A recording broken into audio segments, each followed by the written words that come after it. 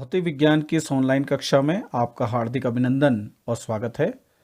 प्यारे छात्रों, आज इस कक्षा के माध्यम से हम भौतिक विज्ञान विषय कोड 129 कक्षा 12 के पाठ्यक्रम के अंतर्गत इकाई 1 स्थिर वैद्युतिकी के अध्याय 4 संधारित्र तथा परावैद्युत के तहत दो आवेशित चालकों को एक दूसरे से जोड़ने पर आवेशों के पुनर्वितरण पर आधारित एक आंकिक प्रश्न को हल करेंगे। प्यारे छात्रों, एक बार हम फिर से देखते हैं कि आज की इस कक्षा का उद्देश्य क्या है। आज इस कक्षा के माध्यम से हम दो आवेशित चालकों को एक दूसरे से जोड़ने पर आवेशों के पुनर्वितरण पर आधारित आंकिक प्रश्न को हल करने का प्रयास करेंगे। जो तीन सूत्र हमें प्राप्त हुए थे वे थे उभयनिष्ठ विभव V, स्थानांतरित आवेश Q माइनस Q डैश और ऊर्जा की हानि U माइनस U डैश। आइए हम शुरू करते हैं। प्रश्न है, धातु के दो आवेशित गोलीय चालकों की धारिताएं 10 माइक्रोफैरड, धारिता का मात्रक फैरड होता है और माइक्रो का अर्थ 10 की घात -6 होता है। 10 माइक्रोफैरड तथा 30 माइक्रोफैरड हैं। इन पर आवेश क्रमशः 80 माइक्रोकूलाम तथा 60 माइक्रोकूलाम है। इन चालकों को किसी चालक तार की सहायता से आपस में जोड़ दिया जाता है। ज्ञात करो जोड़ने के पश्चात उभयनिष्ठ विभव। दूसरा भाग, तार में से होकर प्रवाहित स्थानांतरित आवेश। तीसरा भाग, और ऊर्जा की हानि। प्यारे छात्रों, जैसा कि आपको पहले भी बताया है, जब आपके समक्ष 2021 में भौतिक विज्ञान का प्रश्न पत्र होगा और आप किसी आंकिक प्रश्न को हल कर रहे होंगे तो सबसे पहले आप उस प्रश्न को 2 से 3 बार तक ध्यान से पढ़िए। तो एक बार हम पुनः पढ़ते हैं। धातु के दो आवेशित गोलीय चालकों की धारिताएं 10 माइक्रोफैरड तथा 30 माइक्रोफैरड हैं। इन पर आवेश क्रमशः 80 माइक्रोकूलाम तथा 60 माइक्रोकूलाम हैं। इन चालकों को किसी चालक तार की सहायता से आपस में जोड़ दिया जाता है। ज्ञात करो जोड़ने के पश्चात उभयनिष्ठ विभव। दूसरा भाग, तार में से होकर प्रवाहित स्थानांतरित आवेश। और अंतिम भाग, ऊर्जा की हानि। तो प्यारे छात्रों, हम भली भांति जानते हैं कि उभयनिष्ठ विभव का सूत्र क्या है। हम भली भांति जानते हैं स्थानांतरित आवेश की मात्रा का क्या सूत्र है। और हम यह भी भली भांति जानते हैं कि ऊर्जा की हानि का सूत्र क्या है। तो आइए इस प्रश्न को हल करते हैं। तो जैसा भी कि किसी भी आंकिक प्रश्न को हल करने के कुछ चरण बताए गए हैं, उन्हीं चरणों का हम पालन करते हैं। तो हम लिखते हैं दिया है।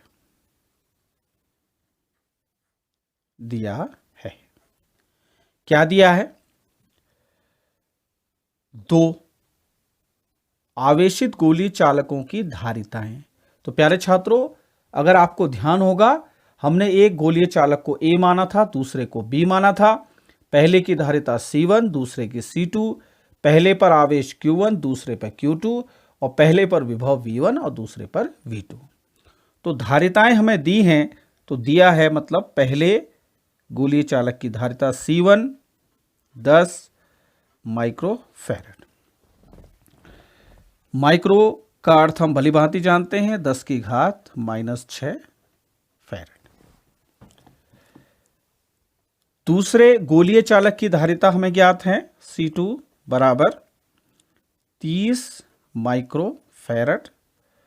और इसको हम हल करके लिखते हैं 30 गुणा 10 की घात -6 फैरड। उसके बाद प्यारे छात्रों, इन पर आवेश क्रमशः, क्रमशः का अर्थ होता है जो संख्या आपने पहले ली है, आपने 10 माइक्रोफैरड पहले लिया है, इसका मतलब आपने पहले गोलीय चालक को लिया है, तो इसके संगत जो आवेश है, क्रमशः का अर्थ ये होता है जो पहली संख्या है तो उसके संगत जो पहली संख्या है ये है 80 माइक्रोकूलाम।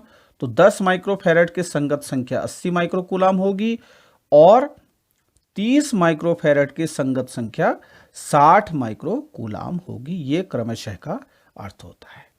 तो हम लिखेंगे साथ में आवेश, पहले गोलीय चालक पर आवेश Q1 80 माइक्रोकूलाम, आप इसको भी बदल लेंगे 10⁻⁻6 कूलाम। साथ ही दूसरे गोलीय चालक पर आवेश की मात्रा भी दी है, आप इसको भी लिख लेंगे। ये दिया है 60 माइक्रोकूलाम और इसको अगर हम परिवर्तित करें तो ये कुछ इस तरीके से आ जाएगा, ठीक है ना। और क्या दिया है प्यारे छात्रों? और कुछ नहीं दिया है। देखिए हमने लिख लिया C1 का मान, ये देखिए 10 माइक्रोफैरड, माइक्रो को किस में बदल लिया 10⁻⁻6 में। हमने C2 का मान लिख लिया, कितना है देखिए 30 माइक्रोफैरड। जहां F लिखा होगा, F का अर्थ फैरड से होता है और फैरड किसका मात्रक होता है? धारिता का या वैद्युत धारिता का। यहां देखिए ये लिखा है कूलाम, कूलाम किसका मात्रक होता है? आवेश का। तो C1 का मान ये हो गया, C2 का मान ये हो गया, ये देखिए, और Q1 का मतलब 80 माइक्रोकूलाम और Q2 का मतलब 60 माइक्रोकूलाम। अब प्यारे छात्रों जो भी हमें ज्ञात करना है वो दूसरे चरण के रूप में हम लिख लेंगे। हम लिखेंगे ज्ञात करना है, हम लिखेंगे ज्ञात करना है, ज्ञात करना है। ज्ञात करना में है, सबसे पहले जो हमें ज्ञात करना है वो है उभयनिष्ठ विभव, ठीक है ना। तो नंबर 1 लिखेंगे उभयनिष्ठ विभव। एक तो ये V ज्ञात करना है हमें, है ना। दूसरा हमें ज्ञात करना है स्थानांतरित आवेश की मात्रा, इसको भी हम लिख लेते हैं स्थानांतरित आवेश। और प्यारे छात्रों आपको पता है स्थानांतरित आवेश को हम कैसे दिखाते हैं? Q minus Q dash, Q minus Q dash या Q1 minus Q1 dash, Q1 minus Q1 dash. तीसरा और अंतिम भाग हमें निकालना है ऊर्जा की हानि, तो इसको भी लिख लेते हैं हम ऊर्जा की हानि। ऊर्जा की यानी जो वैद्युत स्थितिज ऊर्जा, इस प्रक्रिया के तहत ऊर्जा की कुछ हानि होती है और ऊर्जा आपको पहले भी बताया है प्रकाश या चिंगारी अथवा ध्वनि के रूप में विमुक्त होती है, तो वो हमें निकालना है ऊर्जा की हानि। और इसको हमने प्रदर्शित किया था U माइनस U डैश, ये भी हमें निकालना है। तो प्यारे छात्रों हमने दिया है लिख लिया, हमने ज्ञात करना है भी लिख लिया है। और अब जैसा कि आपको मैं पहले भी बता चुका हूं कि किसी भी आंकिक प्रश्न को हल करते समय हमें उस आंकिक प्रश्न से संबंधित सूत्र की जानकारी होनी आवश्यक है, तभी हम उस आंकिक प्रश्न को हल कर पाएंगे। तो संबंधित जो सूत्र है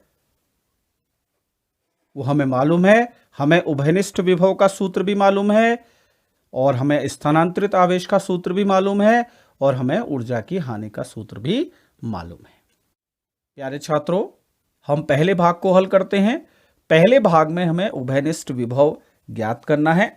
तो हम जानते हैं उभयनिष्ठ विभव V बराबर C1 V1 plus C2 V2 upon C1 plus C2। अब प्यारे छात्रों इसको हम दो प्रकार से हल कर सकते हैं। एक तरीका तो यह है कि आप V1 और V2 के मान निकालिए। अब V1 और V2 के मान कैसे निकालेंगे? इस सूत्र से, Q बराबर CV से। यहां से V कितना आ जाएगा देख सकते हैं आप, Q अपॉन C। तो V1 का मान, V1 किसके लिए हो गया?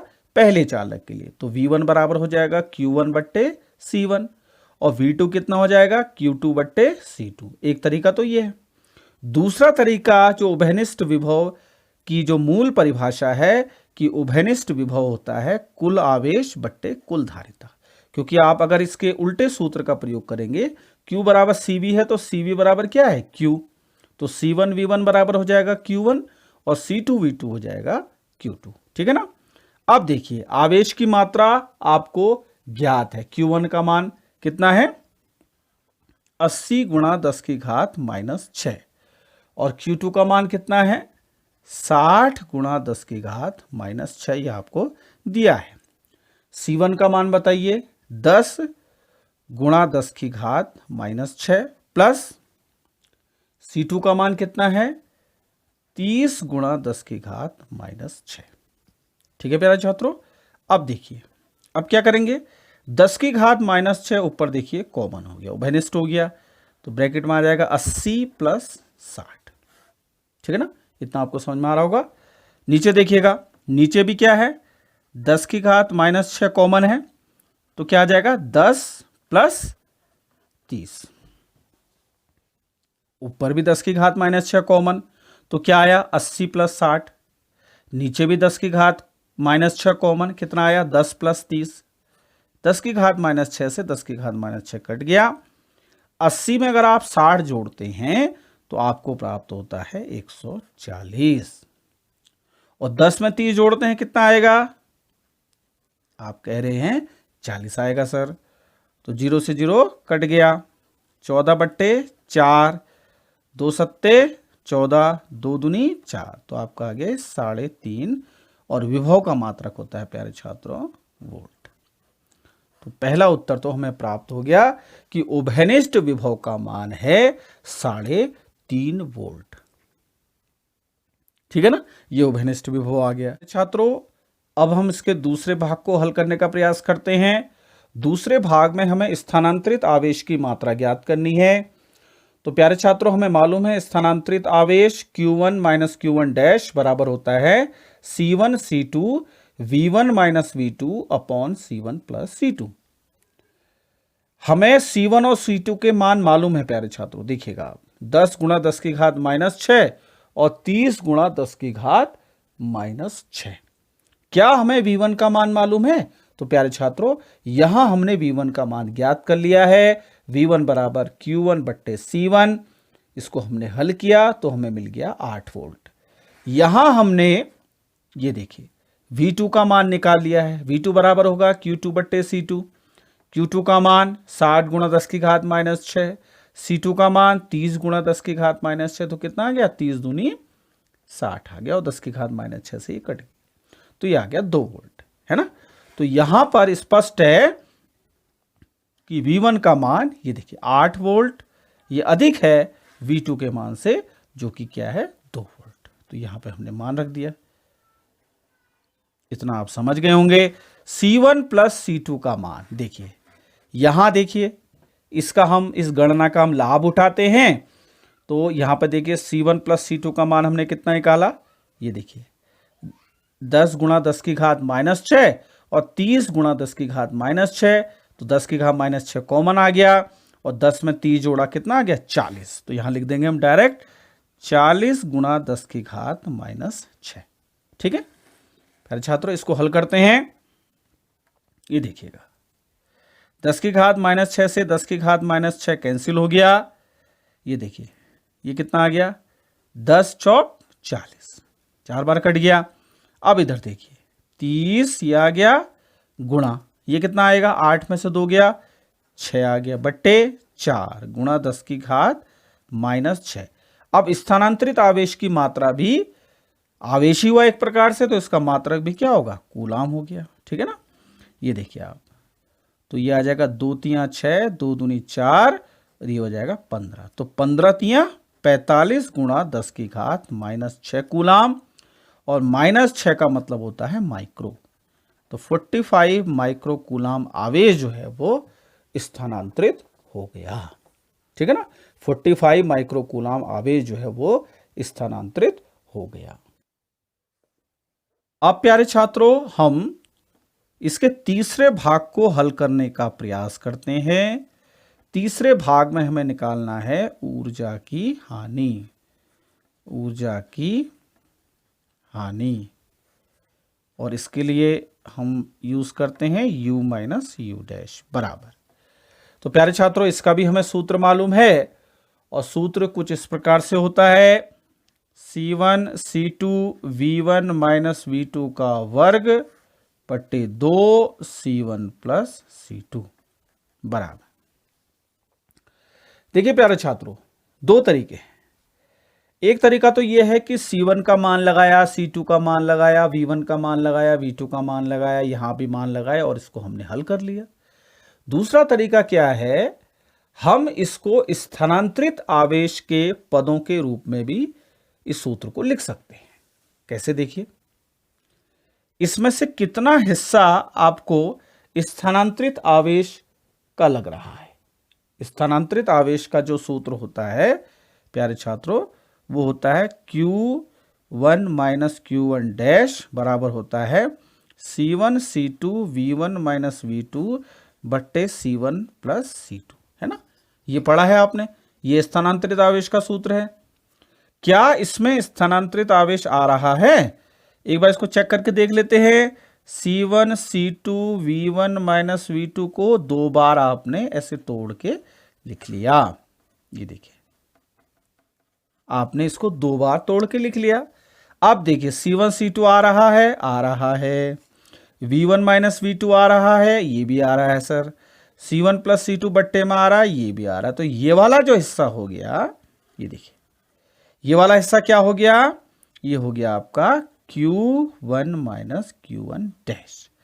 तो बचा हुआ भी लिख लेंगे, V1 माइनस V2 बचा और 2 बच गया। ठीक है प्यारे छात्रों, तो हम इसको इस रूप में भी लिख सकते हैं। और अभी हमने जो है स्थानांतरित आवेश की मात्रा ज्ञात की है 45 गुणा 10 की घात माइनस 6। 45 माइक्रो कूलम अभी ज्ञात किया हमने थोड़ी देर पहले। V1 का मान ज्ञात किया 8, V2 का मान ज्ञात किया 2 बट्टे 2। ठीक है ना, कितना आसान हो गया देखिए। तो 45 गुणा 10 की घात माइनस 6, 8 में से 2 गया 6 बट्टे 2, 2 तियां 6। अब देखिए 45 तियां कितना होता है? 45 तियां प्यारे छात्र होता है 135। देखिए 3 पंजे 15 का 5 हासिल 1 और 3 चौक 12 और 1 13 गुणा 10 की घात माइनस 6, ये हो जाएगा आपका जूल। और अगर इसको वैज्ञानिक तरीके से लिखें, पहले दो अंकों के बीच में अगर हम दशमलव लगाएं तो ये हो जाएगा 10 की घात, ये देखिए कितना किसका 2, तो ये हो जाएगा माइनस का 6 प्लस का 2। यानी आप संख्या को बड़े से छोटा कर रहे हो तो आपकी घात जो है प्लस में जाएगी। अब आप इसको कितना कर रहे हैं, 2 अंक खिसकाए हैं आपने, तो यहां प्लस का 2 आ गया। तो 1.35 गुणा 10 की घात माइनस का 4 जूल। तो प्यारे छात्रों, आज के इस वीडियो में हमने एक आंकिक प्रश्न को हल करने का प्रयास किया।